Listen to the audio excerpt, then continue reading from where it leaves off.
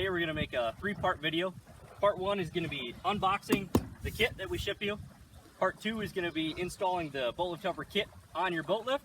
And then part 3 is going to be actually floating your boat lift and getting it in the water at the end of your dock.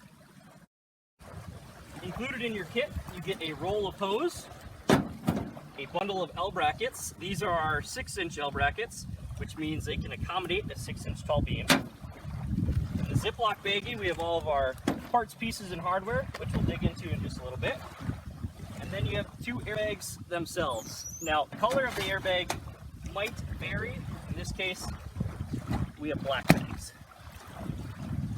Look at the Ziploc bag of hardware. First off, we have bag A. Bag A consists of flat washers and lock nuts for the base of the L brackets, hose clamps, Y fittings for the air hose, and then silicone plugs for the valve assembly, which we can get to a little bit later. Bag B, we have carriage bolts for the top of the L brackets. There are 2 sizes in this. There's a 3-inch bolt and a 5-inch bolt. You will only use one of those sizes, so you will have 6 extra carriage bolts not used at the end. In addition to that, we have our brass couplers. These couplers are spliced in the air hose, so at the end of the season, when we recommend to take the bags off, store them away, these couplers are going to unthread, make it easier for you to remove the bags. In addition to that, we have our 2 valve assemblies. Each bag has its own independent valve assembly. We have a handful of cable ties to cinch the air hose around the frame of the lift. And lastly, we have 2 different guides. This is the assembly guide, which talks about installing the system on your boat lift. And then we also have the owner's manual, which talks about actually floating the lift in the water. Step 1 is to mount the L brackets to the airbags. Now, we have these black caps here to protect the bags when we ship them out, but the first step is going to be to remove these black caps. Some of them might be a little bit tricky to pull off. If they are, you can grab pliers, and at the very top there's a little air gap. You can grab that and pull it off. Once you have these black caps removed, you can then set your L brackets temporarily on there, followed by a washer over the stud, and then a lock nut. You can just spin that on by hand before you actually get to tightening it down.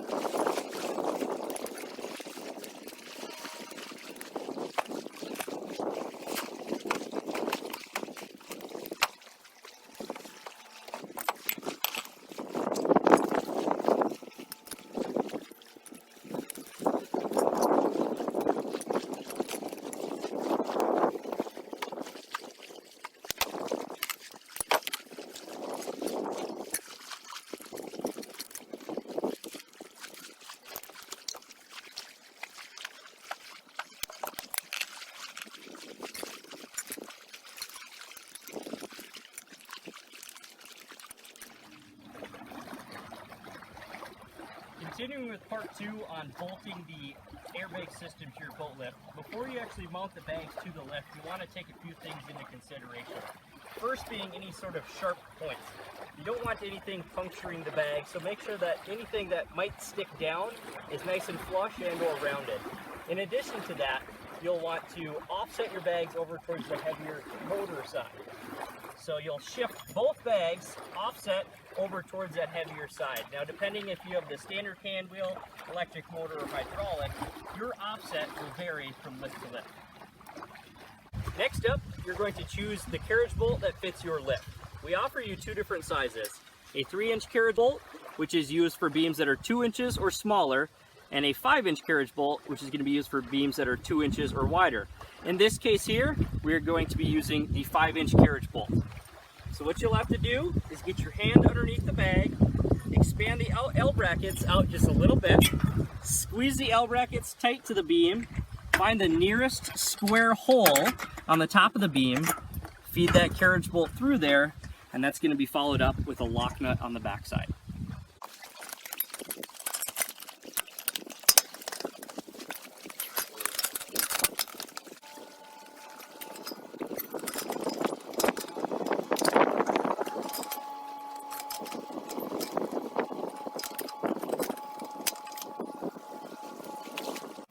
Next up, we're going to tighten the L brackets to the bottom beam. For this, you'll need 2 different wrenches. You'll need a 1/2 inch wrench for the base of the L brackets and a 7/16 inch wrench for the carriage bolt. First, with the 1/2 inch wrench, you're going to get these L brackets squeezed nice and tight to the frame. Once it's squeezed nice and tight to the frame, then you will tighten the base of the L brackets first. Once these L brackets are tight at the base, then after that, you will tighten the carriage bolt.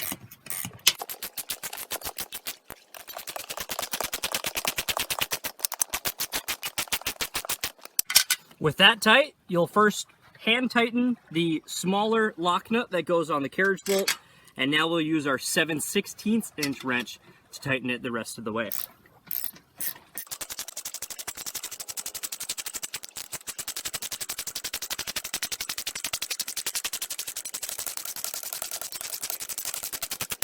Once that's tight, we'll then work our way to the middle L brackets, followed by the end L brackets. And while we're doing this, we're just gonna pull the L brackets over so we get the bag nice and flat along the way.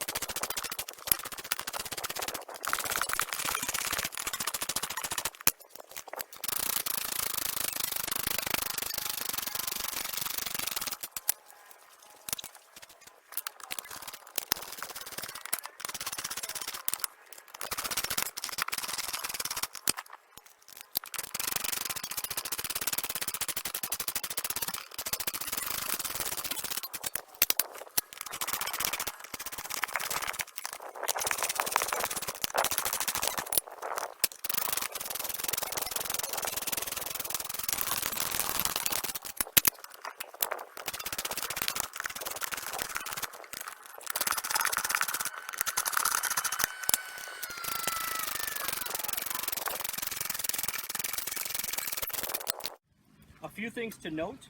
We ran our carriage bolts with the head on the inside and the extra thread sticking out on the outside.